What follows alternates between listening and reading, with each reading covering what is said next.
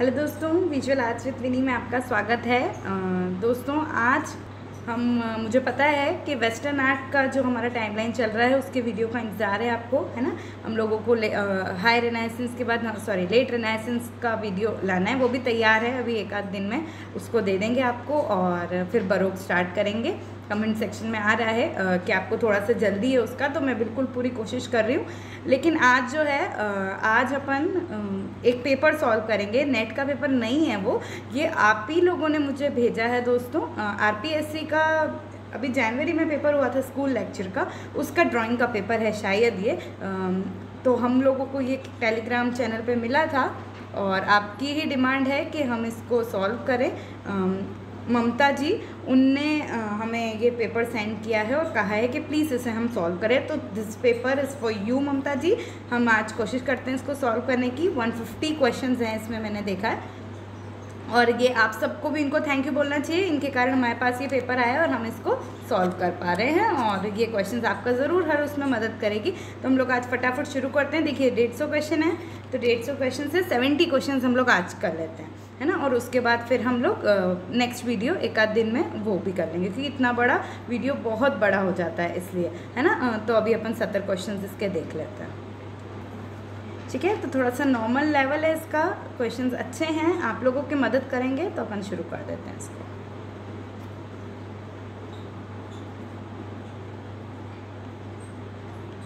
Okay चलिए, सबसे पहला है लाल नारंगी रंग योजना क्या कहलाती है। मींस रेड ऑरेंज और ऑरेंज, ये कलर स्कीम जो है वो क्या कहलाती है। तो ये फंडामेंटल्स में है। फटाफट देखिए, ज़्यादा मैं डिस्क्रिप्शन नहीं दूंगी क्योंकि बहुत इजी से हैं और 70 क्वेश्चंस भी करने हैं। तो ये जो होती है कि एनालॉगस कलर्स होते हैं, मतलब वो कलर्स कलर चार्ट में, कलर व्हील में वो कलर्स जो पास होते हैं। तो हमको पता है, हम कलर व्हील स्टडी करें कि कौन से कलर्स पास में, ये तीनों कलर पास में है, इसलिए इनको समीपस्थ रंग योजना या एनालॉगस कलर स्कीम के नाम से जाना जाता है, ठीक है। आगे जाते हैं। Which caves are also known as Panch Pandu की गुफा। पंच पांडु कौन सी गुफा को कहते हैं इन चारों में, तो हमको पता है बाघ गुफा। टोटल नंबर ऑफ 9 केव्स होती है उसमें। उसकी प्रथम द्वितीय गुफा को हम पंच पांडु बोलते हैं, तो वही पंच पांडु के नाम से उस गुफा को जाना जाता है। तो बाघ गुफा इज राइट।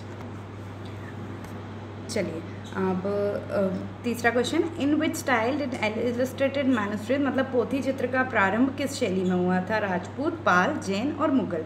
तो हम सब जानते हैं पोथी चित्र का जो स्टार्टिंग हुआ था वो पाल शैली में हुआ था, 9th सेंचुरी के अराउंड, ठीक है। अब ऑथर चौर पंचाशिका के रचयिता कौन हैं, तो हम सब जानते हैं चौर पंचाशिका के लेखक विल्हड़ हैं। राग रागिनियों का अंकन किस शैली में सबसे ज़्यादा हुआ है। कांगड़ा, पाल, राजस्थानी और मुगल। तो राग रागिनी का जो चित्रण है वो सर्वाधिक राजस्थानी शैली में हुआ है, ठीक है।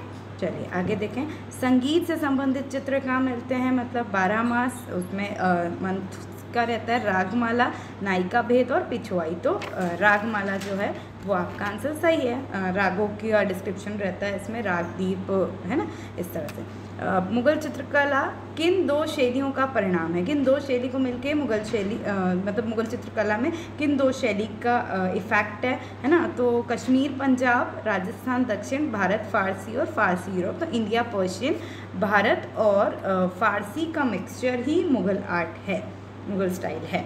मुगल शैली के पतन के बाद किस शैली का जन्म हुआ।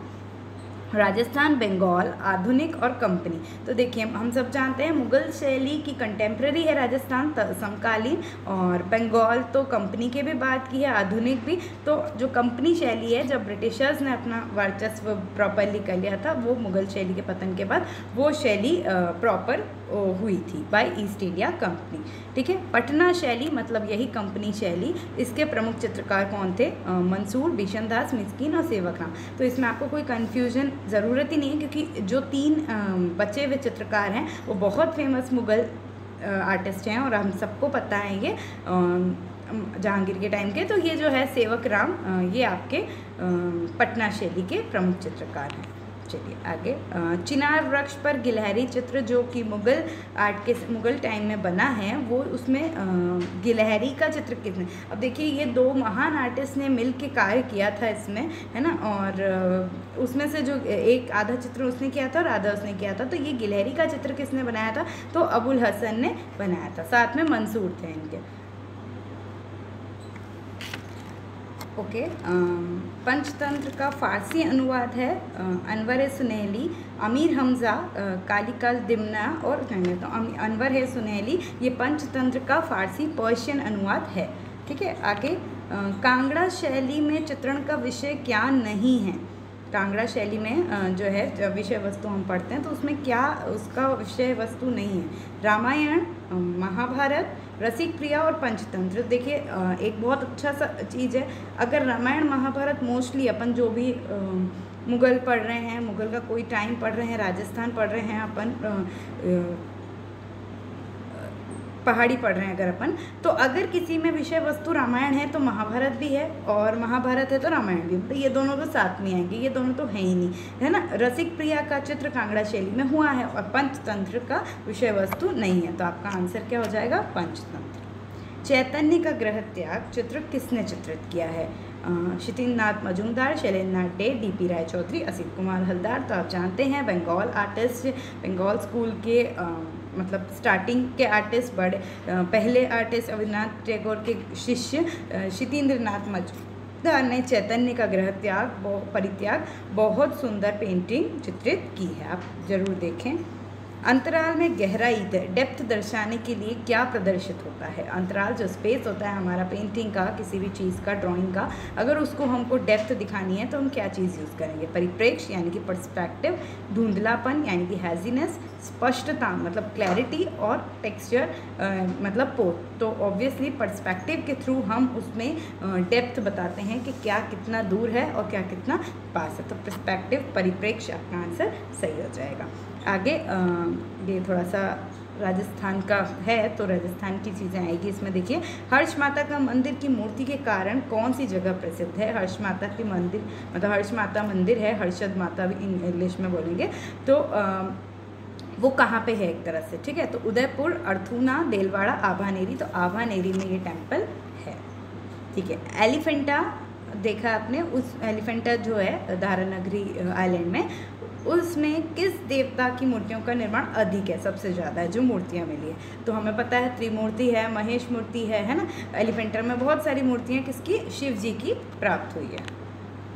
ठीक है, 1031 में निर्मित दिलवाड़ा का जो है वो मंदिर आबू मतलब राजस्थान में ही, उसका प्रथम मंदिर का निर्माण किसने कराया था, तो बिमल शाह राजा ने उसका प्रथम मंदिर का निर्माण कराया था। इजी क्वेश्चन है, लेकिन एक रिवीजन हो जाता है हमको भी, हमने लोगों ने जो चीज़ें पढ़ रखी है उसके लिए, और जिसको ये चाहिए मतलब जिसने ये एग्ज़ाम दी है और आंसर की चाहिए, सॉल्यूशन चाहिए, तो आप उनको भी फटाफट ये शेयर कर दो क्योंकि भला हो सबका। ठीक है, चलो भाई आगे देखते हैं। 18वां क्वेश्चन, सारनाथ का सिंह स्तंभ जो सारनाथ में है उस किसके शासनकाल में हुआ था, सब जानते हैं अशोक ने अपने शासनकाल में स्तंभों का निर्माण करवाया था, है ना, तो सारनाथ का सिंह स्तंभ भी अशोक के शासनकाल में हुआ था।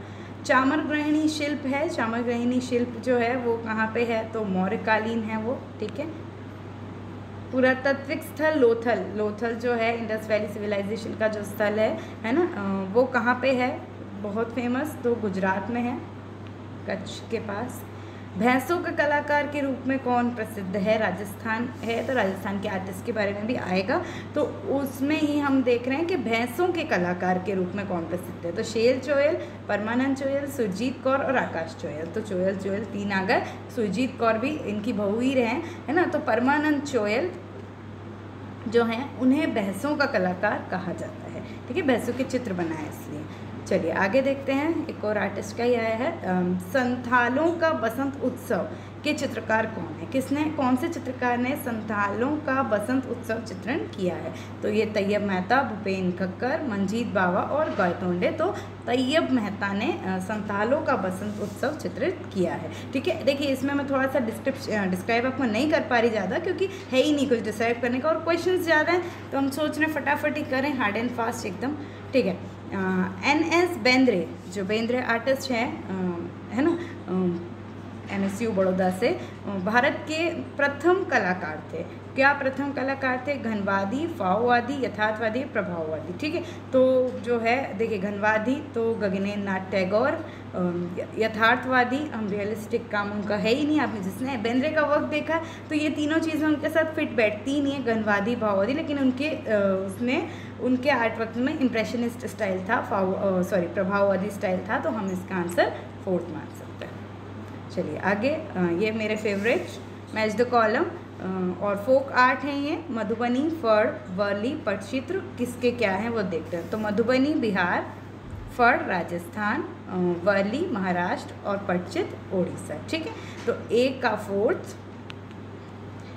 फोर्थ, ठीक है, और बी का आपका फर्स्ट, ए का फोर्थ, बी का फर्स्ट, ये 4th वाला आंसर है आपका। सी का 3, ठीक है, और डी का 2nd। ठीक है, तो ये है आपका आंसर। चलिए 25th, राजस्थान की प्रांतीय मुगल शैली कहाँ जाता है? मतलब राजस्थान में की प्रांतीय मुगल शैली जहाँ पे कहेंगे कि इफ़ेक्ट था उसका, है ना, ज़्यादा, तो हम कैसे कहा जाता है? मारवाड़, जयपुर, अलवर या किशनगढ़? तो मारवाड़ शैली को कहा जाता है, जोधपुर शैली जिसे बोलते हैं। अपभ्रंश शैली का सचित्र ग्रंथ, कौन सा ग्रंथ अपभ्रंश शैली में चित्रित किया गया था, है ना? तो भगवत पुराण, सूरसागर, मयाग्नि और ओद निवृत्ति वृत्ति। तो ओद निवृत्ति वृत्ति पहला पेंटिंग है राजस्थान स्टाइल का माना जाता है और ये अपभ्रंश शैली के टाइम पे हुआ था। तो हम ओद निवृत्ति वृत्ति, बिल्कुल इसको आप भूलो भी मत, है ना, पहला चित्र भी माना जाता है ना। जैन दत्त सूरी संग्रहालय जैसलमेर में है ये अभी, तो ये आप इसको सही कर लो। ठीक है, अपभ्रंश शैली में। अपभ्रंश शैली का विकास जैन धर्म के किस संप्रदाय द्वारा किया गया है? तो ये हैं पीताम्बर, दिगंबर, श्वेतांबर, नीलांबर, ये उनके संप्रदाय हैं। तो जो श्वेतांबर, जो श्वेत वस्त्र धारण करते हैं, उस संप्रदाय द्वारा अपभ्रंश शैली का विकास हुआ है। हमजानामा, दास्तान अमीर हमजा चित्रित ग्रंथ है ये, पोथी चित्र है मुग़ल के टाइम पे। ठीक है, अकबर के टाइम पे कार्य हुआ था यहाँ पे। ये किस धरातल पे बनाया गया है? तो लकड़ी, कागज़, कैनवस और भित्ति। तो कैनवस पे बनाया गया है।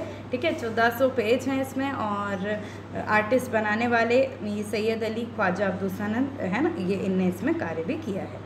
ठीक है, कुंडल चित्र किस देश में? कुंडल चित्र मतलब स्क्रॉल पेंटिंग। जो स्क्रॉल पेंटिंग्स होती हैं वो किन देशों में होती है? 3 देशों के नाम हैं, इंडिया में तो है और ये 3rd वाला, चीन, जापान और भारत। इन 3 जगह पे स्क्रॉल पेंटिंग्स, ये क्वेश्चन नेट के और किसी एक आध पेपर में और भी पहले आया हुआ है। शयन मुद्रा में सर्वाधिक मूर्तियाँ किसकी मिलती है? ऑब्वियसली शयन मुद्रा में आपको पता ही है, शेषनाग के नीचे किसकी सर्वाधिक मूर्तियाँ बनाई भी जाएगी और मिलेगी भी सही। विष्णु, ब्रह्मा, गणेश, शिव। तो आंसर आपका विष्णु है। ठीक है, निम्नलिखित में से महिला कलाकार को पहचानिए। ज्योति स्वरूप, GR संतोष, गोगी सरोजपाल और ज्योति भट्ट। तो आप बिल्कुल ये ज्योति नाम से, और ये वाला क्वेश्चन तो बहुत बार आता है ना। तो ये ज्योति स्वरूप, ज्योति भट्ट, ये दोनों मेल आर्टिस्ट हैं, ना कि फीमेल आर्टिस्ट। GR संतोष तो हैं ही मेल आर्टिस्ट, और जो गोगी सरोजपाल हैं, इनका नाम तो देखिए थोड़ा सा अजीब सा आपको ऐसा दिख रहा होगा, लेकिन ये फीमेल आर्टिस्ट हैं। ठीक है, चलिए आगे देखते हैं। देखिएगा इनका काम बहुत अच्छा है, महिला को वो केंद्र लेके उन्होंने वर्क किया है। देखते हैं, निम्नलिखित में से किस एक समूह में सभी मूर्तिकार के रूप में जाने जाते हैं? ये नीचे 4 आर्टिस्ट के समूह दे रखे हैं, इसमें से कौन है जो सभी मूर्तिकार हैं? तो धनराज भगत, मीरा मुखर्जी, शंको चौधरी और रामवी सितार, ये चारों ही मूर्तिकार हैं। तो इसका आंसर भी यही सही होएगा। ठीक है, तो ये आपका सही हो जाएगा। कौन सा? धनराज भगत, मीरा मुखर्जी, शंको चौधरी और रामवी सितार। चलिए आगे, सांची में प्रदर्शित कला और जो शिल्प कला है ना, उससे किस धर्म से संबंधित है? तो हमें पता है सांची स्तूप किस धर्म से संबंधित है, स्तूप ही किस धर्म के लिए बना है वो भी पता है। तो हिंदू, जैन, बौद्ध और मुस्लिम। तो बौद्ध धर्म से संबंधित वहाँ के शिल्प वो हैं उसमें, है ना, उनकी जातक कथाओं का चित्रण किया गया है, वो उकेरा गया है। तो ये आप बौद्ध धर्म लीजिए। चंद्रगुप्त विक्रमादित्य द्वारा बनाई गई लाट किस माध्यम से बनी गई है? ठीक है, बनाई गई जो उनने कैपिटल बनाया वो किस माध्यम से है? तो है ना, उस समय देखिए कास्ट प्रस्तर, लौह, टेराकोटा, वुड, स्टोन, आयरन और टेराकोटा। ठीक है, तो देखिए स्टोन तो अशोक के टाइम चालू हुआ है, तो हम इसको या तो उस समय स्टोन से बनते थे या वुड के या लोहे के रहते थे। तो ये आप जो चंद्रगुप्त के समय ये बना था तो ये लोहे का बना था। ठीक है, अमरावती का जो स्तूप है आंध्र प्रदेश में, अमरावती स्तूप हम जानते हैं शुंग सातवाहन पीरियड का, तो वो किस नदी के किनारे स्थित है? तो अमरावती साउथ में है। और हम ये सब देखेंगे, चंबल, सिंधु, गंगा, ये सब हमारे ऊपर की साइड है, और कृष्णा नदी नीचे वहीं पे है। तो आप उसको बिल्कुल कृष्णा नदी एकदम ईजी सा, अमरावती स्तूप कृष्णा नदी के किनारे है। अब चलिए 36 क्वेश्चन, अच्छा स्पीडली कर लिया अपन ने। हाँ, भारतीय मूर्तिकला में हास्यवंग का शिल्पांकन विशेष रूप से हुआ है। अच्छा, हास्यवंग कॉमिक सटायर। ठीक है, हास्य व्यंग का जो चित्रांकन है वो विशेष रूप से कहाँ हुआ? ये है तो सब शुंग पीरियड के टाइम के, लेकिन कहाँ पे हुआ है? तो सांची में हुआ है, बरहूत में हुआ है, सारनाथ में हुआ है या अमरावती में हुआ है। तो आप इसको ध्यान रखिए, ये आपने जिसने पढ़ा होगा बरहूत उससे पता होगा कि यहाँ पे कॉमिक सटायर मीन्स हास्य व्यंग के शिल्पांकन मिले हैं। ओके, मथुरा मूर्ति शिल्प, जो मथुरा में कुषाण पीरियड मथुरा में जो मूर्ति शिल्प हुए हैं मुख्यतः किस प्रस्तर, किस स्टोन से बनाए गए हैं? लाल बलुआ पत्थर, काला ग्रेनाइट, संगमरमर मार्बल मतलब, और नीला पत्थर। तो किससे बना गया है? तो रेड सैंडस्टोन से हम जानते हैं मथुरा की मूर्तिकला red stone, mainly red sandstone से बना है। ठीक है, क्या लिखा है ये? सहस्त्रबाहु। हाँ, सहस्त्रबाहु का जो टेम्पल है वो कहाँ पे, कौन से संभाग में है? तो सहस्त्रबाहु टेम्पल, जिसे सासबहु टेम्पल भी बोलते हैं, ये राजस्थान के नागदा ज़िले के पास है, या शायद नागदा ज़िले में है, थोड़ा सा कन्फ्यूजन है। तो नागदा ये जो है ये आपका उदयपुर के उधर पड़ता है, तो उदयपुर संभाग वहाँ पे आपको वो आंसर है आपका। ठीक है, बुद्ध के पूर्व जन्म है तो किस शब्द का उपयोग करा जाता है? सभी लोग जानते हो, जो ये स्टडी कर रहा हो, आर्ट हिस्ट्री पढ़ रहे हैं, अगर हमें ये नहीं पता तो हमें कुछ नहीं पता। तो जातक कथाएं जो होती है, जातक किसे कहते हैं? वो बुद्ध के पूर्व जन्म की कहानियाँ रहती हैं, और इसलिए उनके पूर्व जन्म को जातक वर्ड से हम लोग डिस्क्राइब करते हैं। ठीक है, चलिए 40वां क्वेश्चन, 30 क्वेश्चन और करेंगे। कुषाण राजवंश अपने चरमोत्कर्ष, जो कुषाण राजवंश था, कुषाण पीरियड था, अपना चरमोत्कर्ष मतलब क्लाइमैक्स पे, पीक पे और कब पहुंचा? बहुत बेस्ट वर्क हुआ, कब हुआ? तो हम सब जानते हैं कनिष्क राजा के समय बेस्ट वर्क उसका हुआ है। ठीक है, अर्थूना मंदिर समूह किस जिले में है? अर्थूना टेम्पल राजस्थान का किस जिले में है? तो बांसवाड़ा जिले में है। चलो, मूर्तियों को ओपदार पॉलिश, ओपदार एक्स्ट्राऑर्डिनरी। ठीक है, ओपनर पॉलिश किस काल की विशेषता है? मतलब ये सब जो हमारे डिफरेंट पीरियड्स ऑफ टाइम हैं मौर्य से लेके गुप्त तक, तो किस में एक्स्ट्रा पॉलिश जो बोलते हैं? तो बिल्कुल दोस्तों हम अभी भी बोलते हैं जो चीज़ें, जो जितने अवशेष मिले हैं उस समय के, अशोक के टाइम के, मौर्य पीरियड के टाइम के, जब वो आए थे वहाँ यहाँ पे फावन, जब यहाँ आए थे इंडिया में, पाटलिपुत्र उधर आए थे जब, तो उनने ये फाइंड किया था, उनने क्या फाइंड किया था? पॉलिश्ड चीज़ें मिली थी, भले वो नष्ट हो चुकी थी क्योंकि उस समय की चीज़ नष्ट हो गई, लेकिन जो है वो पॉलिश मिला था, और क्योंकि वो पॉलिश मिला था इसलिए ये माना गया था कि ये मौर्य के पीरियड का टाइम है, ये अशोक के टाइम का काम है। ठीक है, तो ये मौर्य पीरियड की एक बहुत इंपॉर्टेंट विशेषता है कि वो इतना एक्स्ट्रा पॉलिश्ड है कि इतना पुराना होने के बाद भी उनकी पॉलिश बहुत सही है, एक पीछे रहस्य है उसमें, तो ये हम मौर्य के लिए यूज़ करते हैं। ठीक है, चांद बावड़ी तथा 9वीं शताब्दी में हर्ष माता मंदिर, ऊपर ही बता चुके हैं कि मूर्तियों के लिए राजस्थान का कौन सा स्थान? देखिए ऊपर वाला क्वेश्चन रिपीट हो गया है यहाँ, कितना इजी। तो आभानेरी अभी बताया था आपको, उसमें चांद बावड़ी भी है, ये भी चीज़ आप देख लो। ठीक है, अब देखते हैं एलिफेंटा जो है वो किस टापू, किस आइलैंड पे स्थित है? वो भी मैं अभी बताई थी, एलिफेंटा धारानगरी पे है ना, धारानगरी, ये धारापुरी, सॉरी भाई, धारापुरी आइलैंड पे स्थित है। चलिए आगे, आमेर किला जयपुर के में कौन सा भव्य मंदिर तोरण द्वार तथा गरुड़ छतरी के लिए प्रसिद्ध है। ठीक है, जयपुर में जो है कौन सा भव्य मंदिर तोरण द्वार और जो गरुड़ छतरी है जहाँ पे उसके लिए प्रसिद्ध है, तो ये भी राजस्थान का ही क्वेश्चन है। तड़केश्वर मंदिर, शीला देवी, जगत शिरोमणि, तो जगत शिरोमणि मंदिर इसके लिए फेमस है। चलिए, सारनाथ का जो स्तंभ है उसके परगहे मतलब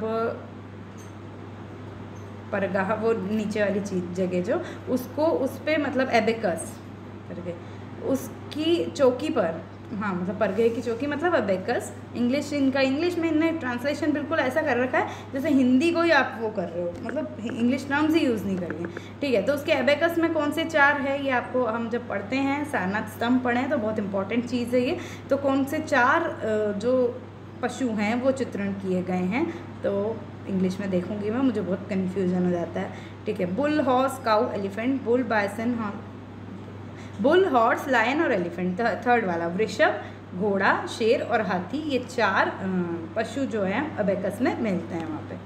वह कौन सा कलाकार है जिन्हें उनके वास्तविक नाम की अपेक्षा उनके उपमान मणिदा के रूप से जाना जाता है, तो मणिदा KG सुब्रमण्यम है ना, उनको ही कह के कहलाते हैं। तो इन अपने वास्तविक नाम के जगह नहीं अपने इस नाम से वो जाने जाते हैं। बाद में जो प्रदर्शनियाँ लगी वो भी, और उसके लिए उनका जो न्यूज़ भी आता है तो उसमें उनका टाइटल मणिदा कह के बताते हैं। तो हमारे कला जगत में ये आर्टिस्ट इसके नाम से जाने जाते हैं। चलिए, फिर मेरा फेवरेट आया मैच द कॉलम, किसने क्या बनाया है, तो नंदलाल बोस ने पहाड़ी भीष्म, अमृता शेरगिल पहाड़ी स्त्रियाँ, राजा रवि वर्मा उषा अनिरुद्ध और MF हुसैन मदर टेरेसा। अब इसमें से कोई 1-2 भी पता है तो भी हम बना सकते हैं, लेकिन ये तो अब इतना सरल सा 4 ही पता ही होंगे। तो A का सेकंड ओके, B का 1, A का सेकंड, B का 1, ये वाला थर्ड वाला आंसर है आपका। A का सेकंड हाँ, B का 1, C का D और ओके। ठीक है, तो ये आपका आंसर है। अब हम बनाते हैं आगे। ये मेरा बोरिंग वाला सब मिक्स आता है ना, पर अच्छा है ऐसा मिक्स आना चाहिए। नेट के पेपर में भी एक ये सजेशन है, थोड़ा सा मिक्स सा होना चाहिए। बोर हो जाता है इंसान एक ही तरह के 4-4, 5-5 क्वेश्चंस करके। मिक्स करके दो यार, थोड़ा तो क्या है मन लगता है इसमें, है ना। चलिए, बाबा ईरान में 2 चित्रकार, बाबा ईरान से 2 चित्रकार मीर सैयद अली और अब्दुस्समद को भारत लाया। बिल्कुल सही है, दोनों चित्रकार को भारत लाया, लेकिन अच्छा बाबर ओके, लेकिन बाबर नहीं हुमायूं लाए थे, तो ये तो आपका गलत हो गया। मीर सैयद अली और अब्दुस्समद दोनों चित्रकार व्यक्ति चित्रण में प्रगत थे, तो वो लोग पोथी चित्रण में ज़्यादा वो थे, सुलेखकार थे, है ना। तो व्यक्ति चित्रण ये भी आपका गलत हो गया, उसमें कोई पारंगत विशेष नहीं थे, ये तो दोनों ही गलत है। इसका गलत हो आप, मतलब यूँ कहने की बात है। चलिए, ये फिर मैच द कॉलम बढ़िया वाला और राजस्थान के आर्टिस्ट का है ना। तो द्वारका प्रसाद शर्मा, इनका है प्रसव पीड़ा। हाँ, परमानंद चोयल खिड़कियाँ, कृपाल सिंह शेखावत डेफोडिल्स और गोवर्धन लाल जोशी गणगौर की सवारी। तो A का सेकंड का है भाई 2 में है, लेकिन B का क्या है, B का C है, B का C ये वाला। तो सेकंड आंसर आपका सही है। ओके, ये वाला सेकंड। चलिए, ये भी match the column favourite, Satish Gujral, Ram Gopal Vijayvargiya, Nicholas Roerich और GR संतोष। तो सतीश गुजराल तो म्यूरल, राम गोपाल विजयवर्गीय अपनी वॉश पद्धति के लिए बिल्कुल, निकोलस रोलिक माउंटेन सीरीज़ बनाई है इन्हें, और GR संतोष तंत्र कला, इनका मतलब जो पेंटिंग है आप देखते ही हैं। मतलब ऐसा होना चाहिए कि बिल्कुल वर्ड सुन के हमारे सामने पेंटिंग, उनका काम जो भी हम लोगों ने देख रखा है वो आ जाएगा ना, तो ये सब चीज़ें ज़्यादा मुश्किल होगी ही नहीं, हम फटाफट ही हमको समझने की ज़रूरत ही नहीं पड़ेगी। तो A का T ये रहा फर्स्ट ही आंसर। अरे सॉरी 2 में है, नहीं रुको, मुझे लगा है ना। A का D, इसलिए पूरा चेक करना चाहिए। B का 4th, A का D, B का 4th, सॉरी B का 1, ये वाला 4th आंसर सही है आपका। ठीक है, C का B चेक कर लो भाई, हाँ, नहीं तो कल को मुझे बोलेंगे कि आप बोलते कुछ हो और आप टिक कुछ और कर देते हो। ऐसी प्रॉब्लम हुई है मेरे साथ। ठीक है, तो वो गलती से हो जाता है कभी कभी, माफ़ कर लो, आपकी छोटी बहन हूँ मैं। लेकिन हाँ यही है कि एक बार चेक कर लेना चाहिए, अगर मैं यहाँ बैठी हूँ और आप लोग करवाने के लिए, तो मुझे भी देखना चाहिए। ठीक है, साहिबदीन और मनोहर जो आर्टिस्ट हैं वो किस शैली के हैं, चंबा, बशोली, मेवाड़ और अकबर। तो अकबर के मेवाड़ के से संबंधित हैं ये दोनों आर्टिस्ट। अमृता शेरगिल किस चित्रकार से प्रभावित थी? अमृता शेरगिल जो आर्टिस्ट थी बहुत कम एज जिए हैं, लेकिन हमारे भारतीय कला में उनका एक बहुत बड़ा महत्व है, उनके वर्क का, उनकी टेक्निक, उनका आर्ट स्टाइल, है ना, सबका। तो किससे प्रभावित थी? पॉल गोगिन, ब्राक, पिकासो, माने। तो पॉल गोगिन, पॉल सीजन से प्रभावित थी अमृता शेरगिल। चोल काल में, मतलब चोल पीरियड में, चोला पीरियड में जो निर्मित नटराज मूर्ति मिली है उसमें वो क्या माध्यम की है? संगमरमर, ग्रेनाइट, कांस्य, टेराकोटा। तो वो ब्रॉन्ज माध्यम, मतलब कि कांस्य की है। मूर्तिकार कौन नहीं है भाई इसमें? तो रामकिंकर बेंच है, धनराज भगत हैं, पीवी जानकीराम भी हैं, लेकिन लक्ष्मण पे नहीं है। ठीक है, आसान है। हाँ, बर्लिन महोत्सव में गोल्डन बियर अंतर्राष्ट्रीय पुरस्कार किस भारतीय चित्रकार को मिला है? यहाँ बहुत अच्छे अच्छे आर्टिस्ट हैं चारों, देखिए इनमें से किसको मिला है? औरा, बीसी सान्याल, एमएफ हुसैन या राजा रवि वर्मा। तो ये वाला जो पुरस्कार है वो एमएफ मिला है। चलिए, Maharaja school of arts and craft में उपाचार्य पद पर रहते हुए किस चित्रकार ने बंगाल स्कूल का व्यापक प्रचार किया है ना? Maharaja school of art and craft Jaipur में प्राचार्य पद पर कौन थे? और बंगाल स्कूल का जिसने बहुत प्रचार किया है? अवनींद्रनाथ टैगोर, सुधीन राम गोपाल विजयवर्गीय, शैलेंद्रनाथ डे, है ना, इन्हीं के शिष्य थे ये राम गोपाल विजयवर्गीय। राजस्थान का है इसलिए आ रहा है। हाँ, स्टेला क्रेमिश जो है उनने किस कलाकार को भारतीय घनवादी चित्रकार कहा था? तो क्यूबिज्म स्टाइल हम जानते हैं किसने स्टार्ट किया था, किसने अच्छा कार्य किया था अपने लाइफ के, मीन्स 4th-5th पीरियड में क्यूबिज्म का काम किया था इन्हें, अवनींद्रनाथ टैगोर के जो पूरा टाइम पीरियड था उसमें, है ना। उनने बहुत अलग अलग कार्य किया है, ऐसा नहीं कि सिर्फ क्यूबिस्ट वर्क किया है, उनका और भी काम है ना, वॉश पद्धति में भी है, टेम्परा में, है ना। तो ये गगनेन्द्रनाथ टैगोर। आगे, बंगाल स्कूल को विस्तार देने में किस कलाकार का योगदान नहीं था? मीन्स कौन उससे रिलेटेड नहीं था इन जनरली? नंदलाल बोस थे, डीपी राय चौधरी थे, शारदा चंद उकील थे, लेकिन राजा रवि वर्मा पहले के थे, मतलब इनसे बड़े थे, तो ये इनका कोई योगदान नहीं है उसमें, है ना, कंपनी शैली के टाइम के। सन 2010 में राजस्थान के किस मूर्तिकार को पद्मश्री से नवाजा गया? तो लल्लू नारायण शर्मा, आनंदीलाल वर्मा, अर्जुन प्रजापति और अंकित पटेल। तो अर्जुन प्रजापति जी को राजस्थान के मूर्तिकार हैं, इन्हें पद्मश्री से नवाजा गया था। अमरनाथ सहगल को किस रूप से हम जानते हैं? मूर्तिकार हैं, फिल्म निर्माता हैं, संगीतज्ञ हैं कि नृत्यकार? तो हम सब जानते हैं अमरनाथ सहगल जी मूर्तिकार हैं। अनीश कपूर कौन है? अनीश कपूर कौन है?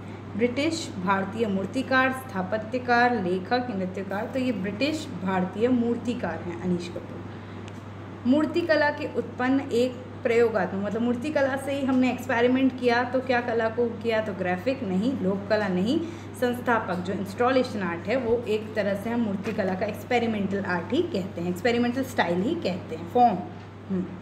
उस कलाकार का नाम बताइए जो प्रसिद्ध वास्तुकार भी हैं, मीन्स प्रसिद्ध आर्किटेक्ट भी हैं, है ना। पीवी जानकीराम, राम कुमार। तो सतीश गुजराल जो हैं हम जानते हैं, अच्छा बहुत तरह के काम करते हैं वो, है ना।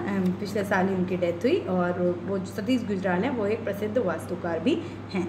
जूट की रस्सी और डोरी के शिल्प बनाने वाली महिला, है ना, हम सब जानते हैं, बहुत सुंदर आर्टवर्क। मृणालिनी मुखर्जी, उषा रानी, मीरा मुखर्जी, मीनाक्षी भाटिया। तो मृणालिनी मुखर्जी ऊँट की रस्सियों से, है ना, मैक्रम, उससे जो है वो कार्य करती थी और पूरा उनका आर्टवर्क है, बहुत सुंदर सुंदर से वर्क है ना। विनोद बिहारी मुखर्जी की बेटी हैं।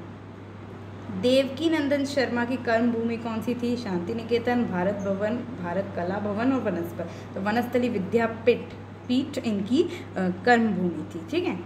महेश कुमार शर्मा सुमहेंद्र, है ना, ये कौन है? तो ये वस्तुकार, नृत्यकार, गीतकार, संगीत। तो ये चित्रकार और मूर्तिकार हैं। ठीक है, 2 क्वेश्चन और है भाई, जल्दी जल्दी से कर लो। अच्छा, सीनियरिटी के उसमें आर्टिस्ट को जमाना है, दोनों तीनों को, बढ़िया। तो कौन कौन है? सतीश गुजराल, एमएफ हुसैन, एच रज़ा। तो सबसे पहले हो गए हमारे बड़े एमएफ हुसैन, फिर रज़ा और फिर सतीश गुजराल, ये 3rd वाला आंसर। चलिए, गुलाबी काल किससे संबंधित है? रोज़ पीरियड जो है, रोज़ पीरियड नहीं, पिंक पीरियड पिंक पीरियड जो है, ब्लू पीरियड, पिंक पीरियड, ये किसके, ये देखिए किसका, कितना इसका कन्फ्यूजन क्रिएट होता है ना।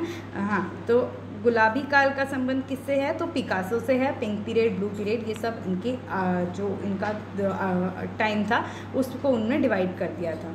बैले नृत्य की चित्रित किसने किया है, बैले डांस जो है वो नृत्यों का चित्रण किसने किया है, माने, मोने, सिसली और डेगा, तो एडगर डेगस ने किया है। ठीक है, तो ये आपके 70 क्वेश्चंस थे। मज़ा आया, पता ही नहीं पड़ा, देखो कि कैसे 70 क्वेश्चन कर लिए है ना।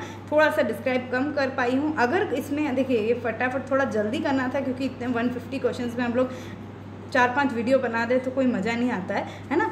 फालतू का खींचना मुझे पसंद नहीं है। तो ये आसान था, इसलिए फटाफट बस आप लोग को जिसको आंसर टैली करने थे कर लीजिए। और अगर कुछ गलती हो तो भी मेरे को कमेंट सेक्शन पे बता देना। और अगर कुछ चीज़ समझ नहीं आई, if you want the description then also आप लोग कमेंट सेक्शन में पूछ सकते हैं। ठीक है, तो ये अब इसके आगे के अपन एक आध दिन में इसके आगे के फिर से सॉल्व कर लेंगे और फिर आपकी कंप्लीट आंसर की आपके पास रहेगी। ठीक है, और उसके लिए अब फिर से एक बार हम लोगों ने 70 क्वेश्चन साथ में सॉल्व किए हैं, तो सब लोग जिनने ये पेपर भेजा है उनको मिलकर थैंक यू बोल दो। मैं भी थैंक यू बोल रही हूँ।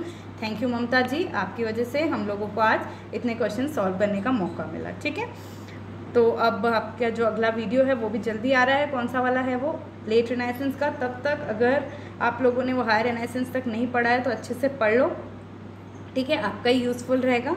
और बिल्कुल ध्यान रखो अपना, बहुत बुरा समय चल रहा है अभी हम लोगों के साथ, है ना, सभी के साथ। तो बिल्कुल एक दूसरे को के साथ रहिए, मतलब साथ नहीं रहना है, घर में रहना है, लेकिन डिस्टेंसिंग मेंटेन करके रखनी है। ठीक है, और अपनी पढ़ाई करो, ध्यान रखो, अच्छा मन रखो, है ना। जिस काम में मन लग रहा है वो लगाओ बस। मैं भी यही करने की कोशिश कर रही हूँ, क्योंकि मन नहीं लगता है आजकल इतना कुछ चीज़ें देखने में, है ना। तो आप बस जो मन लग रहा है वो करो और अच्छे से पढ़ते रहो। ठीक है, चलो, wish you very all the best. Thank you so much, मिलते हैं जल्दी, बाय।